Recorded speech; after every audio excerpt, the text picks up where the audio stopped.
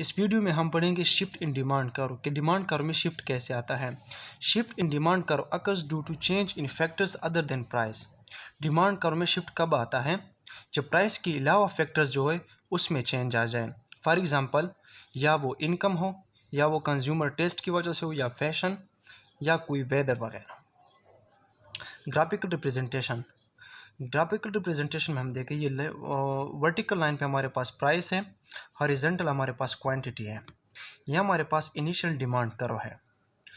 जब कोई भी फैक्टर चेंज होता है, फॉर एग्जांपल इनकम हो गई है, तो हमारे पास क्या होता है कि जब डिमांड राइट साइड पे शिफ्ट होगा, जब इनकम बढ़ेगी तो हमारे पास प्राइस वही रहेगा लेकिन डिमांड बढ़ जाएगा। 20 प्राइस पे हम 10 क्वांटिटी डिमांड करते थे, लेकिन इनकम की वजह से हम 10 की बजाय कोई 20 डिमांड करते हैं। फॉर एग्जांपल हम 20 करते हैं, तो हमारे पास शिफ्ट फैक्टर की वजह से हम ज़्यादा डिमांड करते हैं।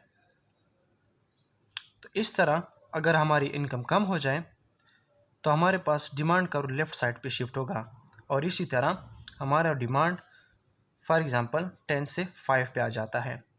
तो इस तरह ये डिमांड कर्व इन ही फैक्टर की वजह से या तो राइट साइड पे शिफ्ट होगा या लेफ़्ट साइड पे शिफ्ट होगा। Thank you.